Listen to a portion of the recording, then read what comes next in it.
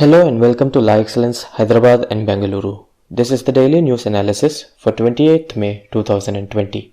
The online live general studies batch for prelims cum mains 2021 has started.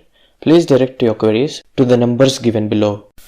The name of today's personality is Dr. Ida Sophia Scudder.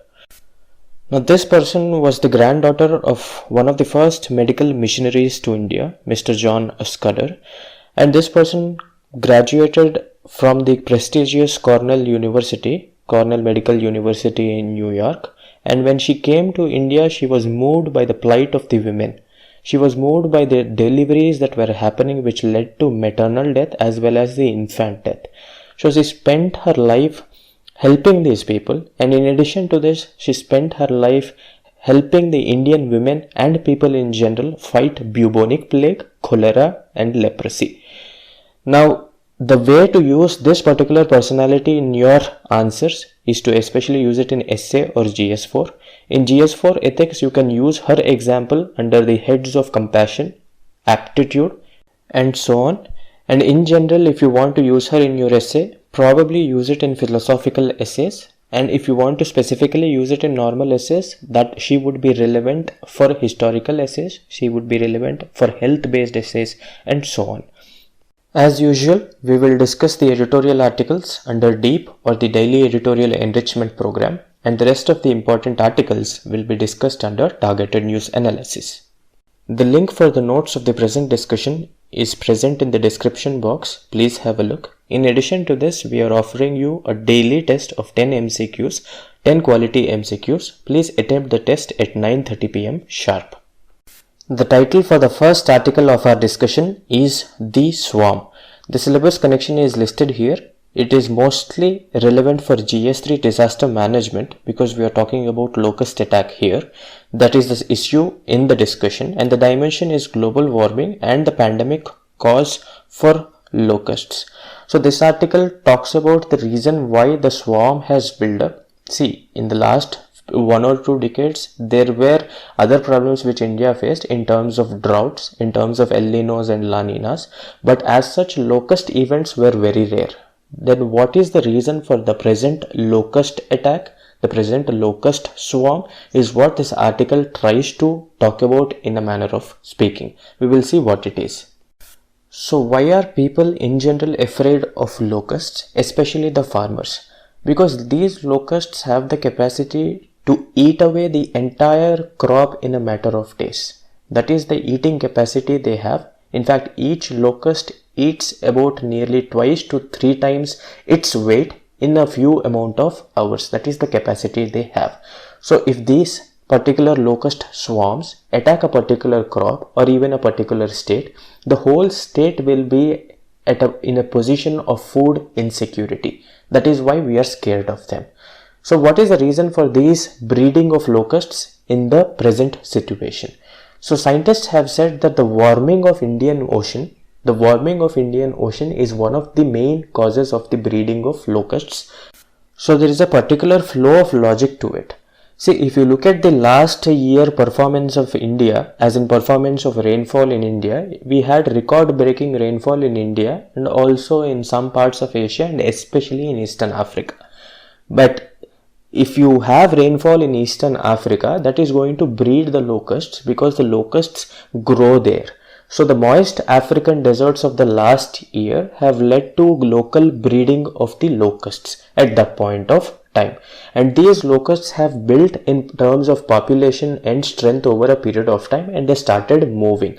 And when they started moving, there were rain bearing winds from that particular area towards India, as in from west to east there were rain bearing winds, and these locusts were carried away by these rain bearing winds. So they have moved and transported themselves from their point of origin in Eastern Africa, and they were able to reach Pakistan, Afghanistan and so on.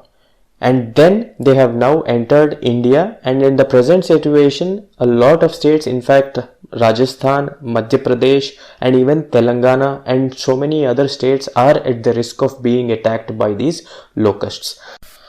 The scientists are saying that the swarm building activity which these locusts are exhibiting at this point of time is one of the worst incidents in decades. And that is a problem because India is also going through a situation of pandemic lockdown, right? So most countries in the vicinity are going through lockdowns, and the usual coordination activity. What happens every year is all these countries in the region basically coordinate in relation to locust and warn themselves. See, there is probably going to be a locust attack. Let us take necessary measures.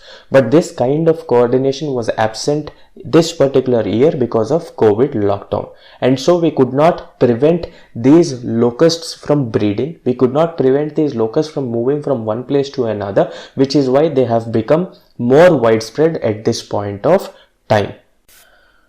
So that is how this article explains the origin and the movement of locusts. So how do we tackle the locusts?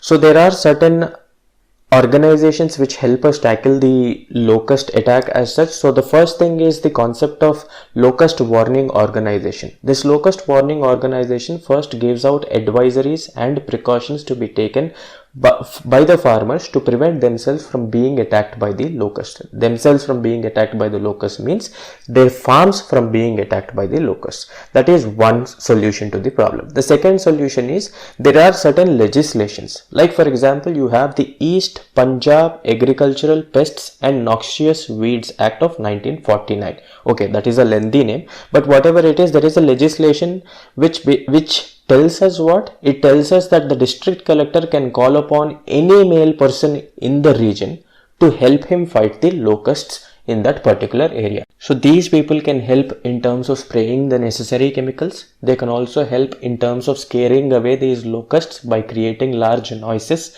and so on. So this is what this article is telling us. More knowledge will be developed in relation to this particular article over a period of time. So we will follow this topic. Let's move on to the next article. So the title of the present article is The Echo of Migrant Footfalls and the Silence on Policy. The syllabus connection has been listed here. Please have a look. The issue is related to COVID-19 crisis, and the dimension is related to the approaches that have to be taken to tackle the problem of migration and migrant laborers. So this article starts out by talking about why people migrate, and then it tells us about the problems which are being faced by the migrant laborers at this point of time and the solutions that we can adopt. Now I know that we have been discussing on the issue of migrant laborers for quite some time. Sure, there are other points which I have discussed in the previous daily news analysis. This particular article is talking about the concept of migration. So if you follow an issue over a period of time, because every issue develops over a period of time, you will get new points from each and every editorial article. So take only the new points instead of writing notes in relation to each and every point which is said every day. Okay, take new points from a developing article in every discussion. So like I said, this article initially begins its discussion by talking about why people migrate, if at all. So across the world, if you see, every year people migrate for work, they migrate for livelihoods, marriage, and sometimes they have to migrate because they want to seek refuge to prevent persecution, and for business, and sometimes people even migrate for their peace of mind. Like for example, every year a lot of people migrate to Thailand and to Tibet for peace of mind, to spend some time with the Buddhist monasteries and so on. So there are several reasons why people migrate as such. Now the people who are migrating could be categorized into unskilled people, semi-skilled people and skilled labor. And if you want to look at this composition, most of the people who migrate are unskilled and semi-skilled labor. Now one might ask as to why people migrate. Some of the reasons have already been listed, but this is a fairly simple question as well. So the internal migration which we see within a country results in efficient allocation of human resources to different sectors of the economy and to different regions of the country. For example, the rural population participate in the construction work in a large manner. We know about this. But if they stayed in the rural areas, would they have their jobs? No, right? This is because most of the construction occurs in the urban areas, and migration is what helped in matching their work profile with the work at hand. So this is how migration helps match resources with the outcomes. Now, according to a World Bank economist, Mr. Supriyo, if you look at the number of internal migrants in India, it is to the tune of 450 million as per 2011 census. And this figure of 450 million is basically a 45% increase compared to what was the situation in 2001. So here I am trying to establish, as in here the article is trying to establish the fast pace at which internal migration is taking place in the country. Then this article talks about how these migrants, as in internal migrants, are building the economy. Because these are the people who work in the factories, they work in the construction sites, they work in the IT sector, and so on. The article goes forward and says that these are the people who build the nation with their blood, sweat, hands and tears. Now, when lockdown started, these are the very people who are facing a lot of problems, and this is not fair is what the article believes. And when the lockdown began, they were given only a 4-hour warning. And in this 4-hour warning, they couldn't do much. They couldn't go back to their native places and they couldn't do anything. And after one lockdown, we have moved forward and set up nearly 3 more lockdowns. And there is scope for more lockdowns in time to come. So this led to a lot of trouble for these migrants. So there is some resentment among the helpless migrants based on the way in which the government has responded to them, based on the way in which the government has given very short notice before the lockdown. And this led to crowding in some areas where these migrants coalesced, and because these were the areas in which the NGO supplied food and water and so on. So there is some crowding of migrants without following the social distancing norms, simply because they were helpless. It is not because they didn't want to follow the social distancing norms. When the belly is not having any food or water, the first thing you look for is survival, not social distancing. And also there are some sporadic incidences of dissent. So in response to this, some so-called experts have said that armed forces should be brought into this matter to tackle the situation. And this is not at all acceptable is what this article is trying to tell us, because these people are acting like this because they are helpless. And army should be used only as a measure of last resort and not as a first response. Now if we look into the history, we have seen that army has been used to deal with lots of issues, especially when the political party in power is not able to handle the situation. This is especially true in the areas of insurgencies and so on. For example, the armed forces are repeatedly used to tackle the ethnic strife before looking for peaceful solutions or negotiations and discussions. So we should watch out in regards to calling the army is what this article says. This article is dead against calling the army to handle the migrant crisis.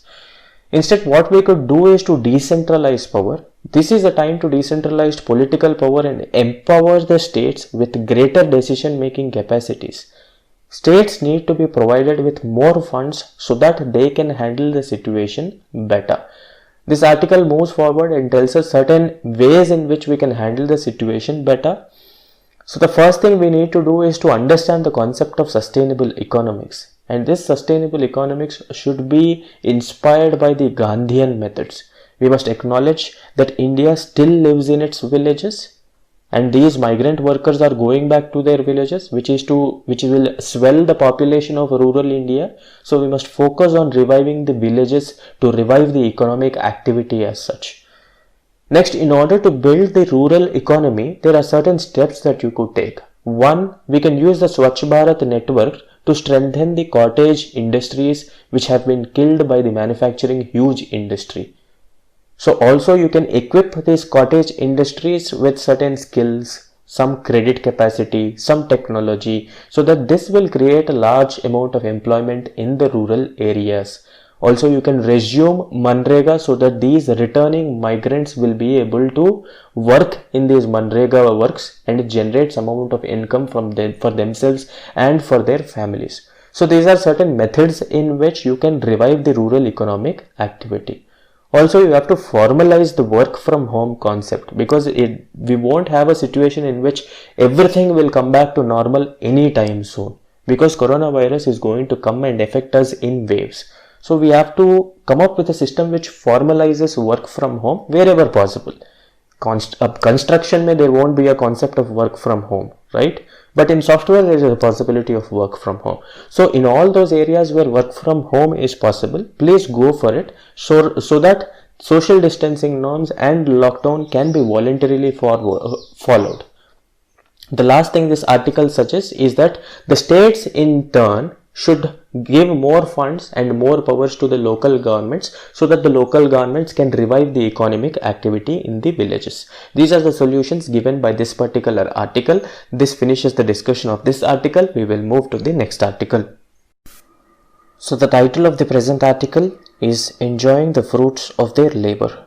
The syllabus connection has been listed here for your benefit. Please have a look. The issue is related to agricultural reforms, and the dimension is the concept of benefits of scrapping the restrictive trade laws. Here the trade laws or the restrictive trade laws which are in question are the APMC regulations and the Essential Commodities Act. These two laws have basically choked the farmer in terms of selling his produce wherever he wants and in terms of storing this produce. We will look into it in detail as we move forward. So if you look at the performance of India at the moment, India is one of the leading producer of a variety of agricultural produces, and it is also one of the leading exporters of the same. Like for example, India is the largest producer of pulses, and it is among the top 3 largest producers of rice. Was it the situation always? No, definitely not. In the first few years of independence, India was very insecure in terms of food. In fact, we used to import subsidized food grains from USA under the scheme called as PL 480. In fact, India used to be categorized as an economy which survived on ship to mouth, because our survival was dependent on the ships which used to come from USA to India. But that situation changed over a period of time, especially after the Green Revolution of 1970s, and after that India has become a very strong producer of agricultural produce. This is mostly due to the relentless hard work and efforts of some of the scientific technologists we have in the country, but mostly because of the efforts of the farmers. Against all odds, whether there is proper monsoon or not, whether there is proper irrigation support or not, whether there is proper credit facility or not, the farmers continued to provide food to the economy. In fact, this article says that the farmers are the example of Nishkama Karma philosophy, which was taught by Krishna to Arjuna during the Kurukshetra war. What is this concept of Nishkama Karma philosophy? This philosophy says that you have to do your duty without expecting the fruits of your labor. So this particular philosophy can be used especially in ethics under GS4 about some of the qualities which a particular civil servant is supposed to have. He is supposed to be dutiful without expecting the fruits of his labor. Anyway, coming back to this article says that the farmers have followed this policy of Nishkama Karma, but despite such noble behavior, they have always been at the receiving end of economic burden. They have always faced a lot of trouble. There is a simple question which one might ask. India previously used to be a PL 480 country, but after Green Revolution we have increased the production in the country by leaps and bounds. Then why are the farmers not rich? There is a specific reason for this. In fact, if you look at the population of the country, and if there is any one sector, any one section of populace which have been denied the constitutional right of freedom of trade, it is the farmers. It is mostly because of the policies we have not been able to give wealth to the farmers. The farmers do not have the freedom to sell their produce anywhere near them. They can only sell their produce in the mandi as per the APMC legislation. This is one problem they face. As opposed to it, if the farmer does not like selling his produce in the mandi for whatever reason, let's say the mandi is not offering proper price to me, they are forcing me to sell at distress prices. I don't like it. So what will I do? I want to store my produce for some time so that when the prices increase, I will be able to sell this produce. But this is prohibited by the Essential Commodities Act. So the farmers on one hand do not have any freedom of selling their produce in their neighborhood because of the complicated laws like the APMC's legislations. In fact, for every rupee that is earned by the farmer, the supply chain, which includes the middlemen between the farmer and the mandi, they earn much more. As a result of this exploitative chain of middlemen, the farmers are at loss naturally. At the same time, is the consumer benefiting? No. The consumer is not benefiting either because the price of the final produce is quite high. So the margin between what the farmer gets and what the consumer pays is consumed or taken away by the middleman. And this is basically allowed by the APMC legislations whether it wants it or not. So this is one of the problems. And the next problem is, despite increasing public investments in irrigation and other infrastructure, and the institutional credit is being increased to farmers in order to support them, but enough support is not given to the farmers in terms of selling their produce. Like for example, like I just mentioned, APMC Act restricts the farmers in more ways than one. So does the Essential Commodities Act. So the farmers have no incentive at all to collect their savings and invest in developing storage houses, warehouses, stocking facilities and so on, because the Essential Commodities Act prevents them from hoarding, right? Because if they want to store their produce in a particular place called the warehouse, this will be considered as hoarding, and hoarding is a very big offense. So because of these two choking legislations, namely the APMC legislation and the Essential Commodities Act legislations, farmers are basically facing problems. And the article now moves forward and talks about a way forward in such a situation. Firstly, this article says that the Atmanirbhar Bharat Abhiyan, which envisages a 4 lakh crore support package to the farmers and the allied sectors, as in agriculture and allied sectors, is going to be very helpful for the farmers. And especially it is going to increase the prosperity of the farmers in the middle term and the long term. The next important measure which has been taken by the Atmanirbhar Bharat Abhiyan is to amend the Essential Commodities Act and the APMC laws in such a way that the farmers get the remunerative price for their produce. They have more options to sell, which is to say that it will lead to price discovery or better prices for the farmer. And if he doesn't want to sell in a limited manner, he can store his produce, wait for some time and sell the produce whenever there is high prices, right? And the next thing is that the present reforms package tries to build a network of farmer producer organizations. These farmer producer organizations are cooperative entities which have a corporate element in them. And what I mean by that is these farmers come together and they function like a corporate entity and try to increase the production and supply the produce to the different sectors of the region, different regions of that particular state by functioning as a corporate entity. This is also another support which is given by the Atmanirbhar Bharat Abhiyan. The next thing is agricultural extension is being supported, the farmer suicides are being examined, and the supplementary incomes of the farmers are going to be increased in relation to dairy and poultry. So this article basically supports the Atmanirbhar Bharat Abhiyan and its impetus to the farming sector as such. Now let's move on to the next article. The title for the present article is Helping Supply Chains Recover. The syllabus connection is listed here for your benefit. Please have a look. The issue is related to COVID-19 crisis and the dimension is the disruption in supply chain management due to the crisis. What is a supply chain? What is the background of a supply chain? I'll tell you. Supply chain is anything that moves a product from its raw material stage to the final market. So if you take the example of agriculture, the supply chain will include warehouses, storage capacity, middlemen, traders and so on, because this is the set of entities which move the agricultural produce from the hands of the farmer to the final consumer who consumes in the market. Similarly, if you take the example of an automobile, let's take the example of a car. The supply chain will include all those entities which will connect the raw materials to the final product, which is the car. So these supply chains were totally dismantled by the COVID-19 lockdown because of transportation restrictions. This article talks about the same.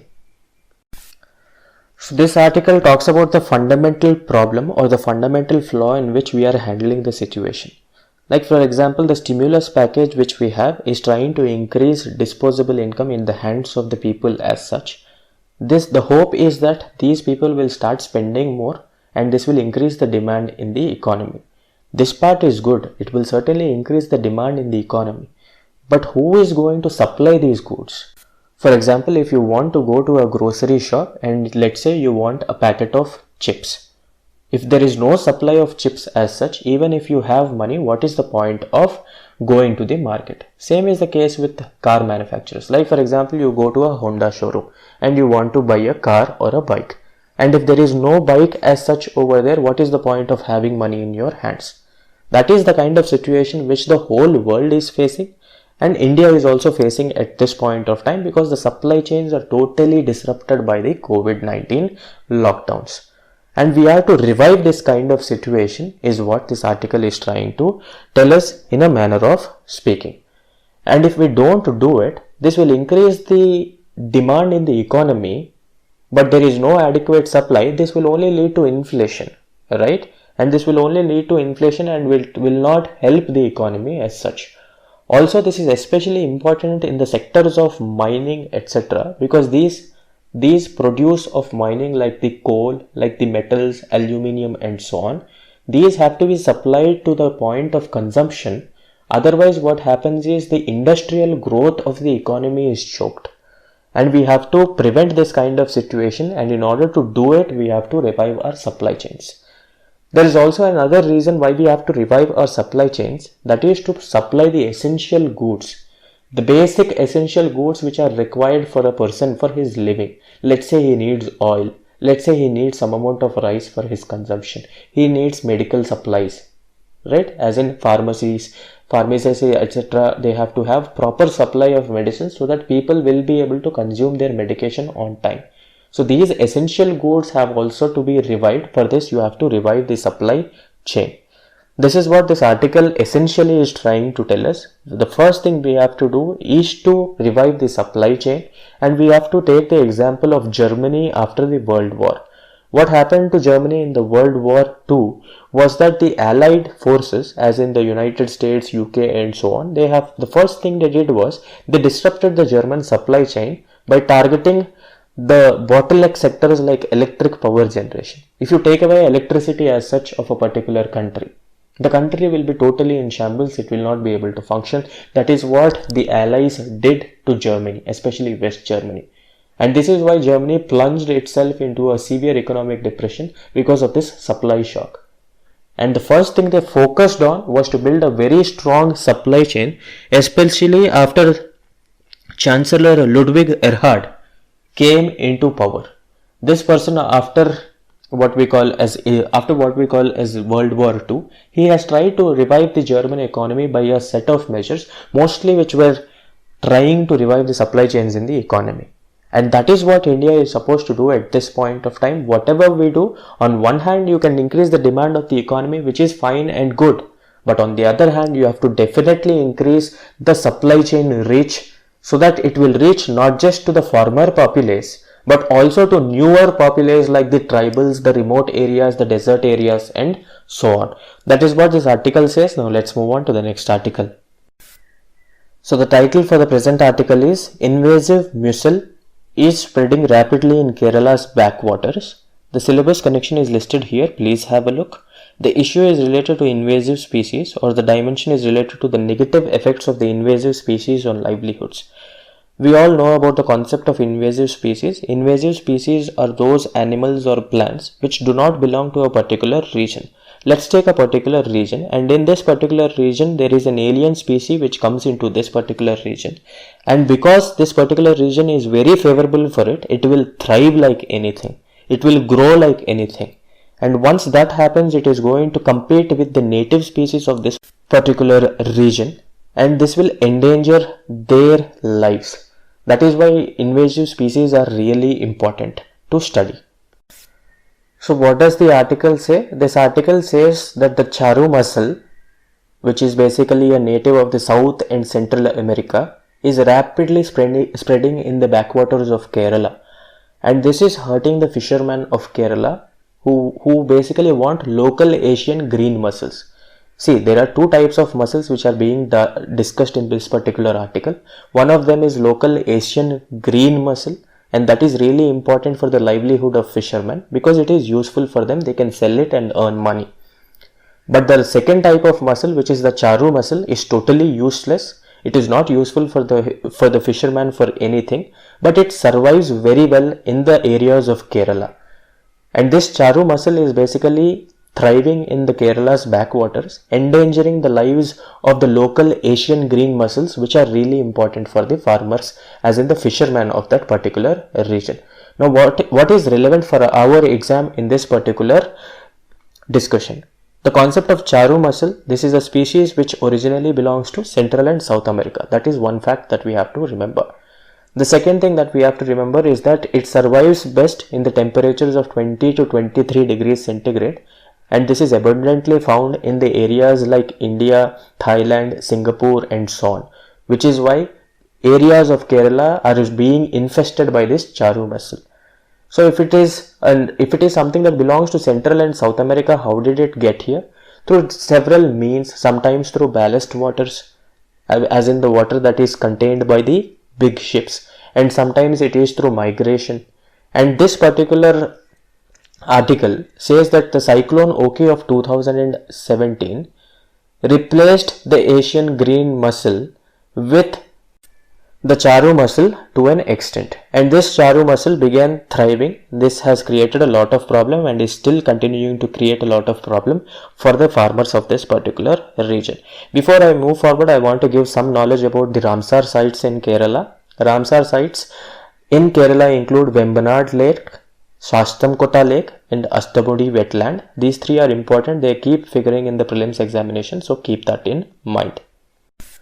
The title for the present article is Despite Lockdown, Wheat Procurement is on Target. The syllabus connection is listed here for your benefit. Please have a look. The issue is related to the procurement of food grains, and the dimension is related to the efforts to ensure procurement even during food grains. So this article is essentially trying to tell us even if there is a lockdown, even when lockdown has hit the economy like anything, because of favorable climatic conditions and excess rainfall in the past few months, the wheat production in the country has been bountiful. So before the COVID-19 has hurt India, the wheat production was already high and the harvested and amount is very high. And this has been procured in the country, which is to say that there is a good amount of procurement of the wheat in the country. There are, however, some problems in relation to procurement in general. For example, the lockdown has delayed, in a manner of speaking, the procurement process because there is no machinery as such. There is lack of jute bags. There is unavailability of labor, especially in Haryana and Punjab, who would pack these produce into different jute bags. Because of all these reasons, the procurement process has been delayed for most crops, but wheat procurement has been on target is what this article is trying to tell us. Now, what is relevant for our prelims examination? The first thing we have to know is the order of wheat growing states in India. At least the top 3 producers of wheat is important for our prelims examination. The topmost wheat producer is UP, followed by Madhya Pradesh, followed by Punjab and Haryana and so on. The first 3 you definitely have to remember and keep that in mind. And then the important things which are in relation to wheat is the favorable conditions that are required to support the growth of wheat. The first thing we have to notice is that wheat is a Rabi crop, right? So it is sowed in the beginning of winter and is harvested in the beginning of summer, right? So what kind of climate does it require? So it requires a cool climate with moderate rainfall, and it is especially grown in the Haryana Punjab region, also because this region was pushed or given impetus through the Green Revolution as such. So the annual rainfall which is required for wheat is to the tune of 75 to 80 centimeters, and the temperature in which it thrives is to the tune of 15 to 25 degrees centigrade. These are the 2 things that are important for our prelims examination. On one hand, you have to know the top wheat growing producers in the country. The second thing you have to know is the favorable conditions that are required for the production of wheat. Before we move forward, what is MSP? Wheat is procured by the government, which is all right. It is procured at a particular price. We call it as the minimum support price. And what is this minimum support price? Minimum support price is nothing but the price at which something is procured to make sure that the farmer who sells the produce is not at loss. Like for example, if you let the market forces function and in a particular area there is a huge production in the produce of wheat. So naturally the prices of wheat will decrease because there is a huge production of wheat. So the farmers will be able to earn very less. In such a situation, the government's MSP policy is really important because this MSP policy ensures that the farmers get a certain amount of money per quintal of his wheat, per quintal or per kg or per ton of his wheat. That is the policy of MSP as such. Anyway, that is what this article says. We'll move on to the next article. The title for the last article of our discussion is Loans to MSMEs May Get Risk-Free Tag. The syllabus connection is listed here for your benefit. Please have a look. The issue is related to the slowdown of MSME sector and the dimension is related to the revival package for the MSME sector. So at the moment, the MSME sector is facing a lot of trouble, especially because it does not have enough credit facilities, as in the banks are not willing to lend to the MSMEs because they are not sure that the MSMEs will pay back the money. Because if they have to pay back the money, these MSMEs should be able to generate profit, and in order to do so, they should be able to sell their produce, which is not the present case because of lockdown restrictions, supply chain disruption, and the export restrictions and so on. So these MSMEs have little hope of performing well. So why will I lend to MSMEs is what a particular bank thinks. In such a situation, the government has chipped in, the government has stepped forward and said that there is some amount of sovereign credit guarantee. That is, look, you bank, you can lend some money to the MSMEs and do it well. And if they are not able to pay the money back, I will pay the money partially. That is what the government is trying to tell us. That is the concept of sovereign credit guarantee. This is how the government is trying to infuse capital into these MSMEs so that these MSMEs will start their engine. They will at least start producing them. After they produce them, selling in the market, marketing them, and giving enough advertisements, that all comes later. First, they should be able to sustain themselves. They should be able to start their engine. That is what this particular government move is trying to tell us. In addition to this, the RBI on its part has been trying to come up with certain measures in order to improve the functioning of the MSME sector. Functioning as in order to revive the MSME sector. So recently the Finance Ministry has given certain directions to the RBI. The Finance Ministry has said, look, we on our part are providing sovereign credit guarantee and other steps in order to boost the MSME sector. You also should do something in order to support the MSME sector. So the RBI has done what? This RBI has said that the loans to MSMEs will get risk-free tag. So what is the concept involved here? So whenever a bank lends some money to a particular entity, be it a person or a group or something, there is some risk involved, right? There is some operational risk, there is some market risk, there are other kinds of risk. In order to prevent itself from being hurt by this risk, the bank usually sets aside some amount of money. As in, the bank lends money to different people in the country and the bank sets some amount of money aside as a buffer or as a cushion. Now, if the sector to which the bank is lending is very risky, naturally the bank will set a large amount of money aside to match the losses in case the losses occur. Now, in order to prevent such situation, the risk-free tag has been given to the MSME sector. So this says that banks need not set aside some amount of money, need not set aside money as a buffer in relation to the MSME sector, because that buffer is being given by the government itself or through some other means. So this will support the banks in the lending process to the MSMEs. Now the banks will be happy to lend to MSMEs because the banks will think, I don't have to set aside any money in relation to my lending to MSMEs. So that money I can use it to again lend it to different sectors of the society. So I am basically freeing up capital in my own hands by lending to the MSME sector. This is what the banks will think, and this is what will urge them to support the lending for MSMEs. That is what this article says. This is the end of the discussion for today. We will look at the prelims questions. Which of the following mentions Nishkam Karma philosophy of the ancient times? I've talked about the article on farmers and how they do Nishkam Karma, and then I've said that Nishkam Karma is basically a philosophy which was given by Krishna to Arjuna during the Kurukshetra war. So where is this located? This is located in Bhagavad Gita, naturally. So my answer is definitely C. Rigveda is wrong, Mundakopanishad is wrong, Aitreya Brahmana is wrong. Next, consider the following statements. Which of the above aspects are acting as a hindrance for the growth of better supply chains in the agricultural produce? So there is lack of infrastructure near farm gates, that is right. Lack of freedom to farmers to sell their produce as per their choice, right. Restrictive laws preventing private investment, this is also right. Like for example, this private investment is prevented because of the various contract farming legislations and the APMC legislations. Now the amendment to APMC legislation and contract farming legislation allows for it, but in general private investment is prevented by most restrictive laws.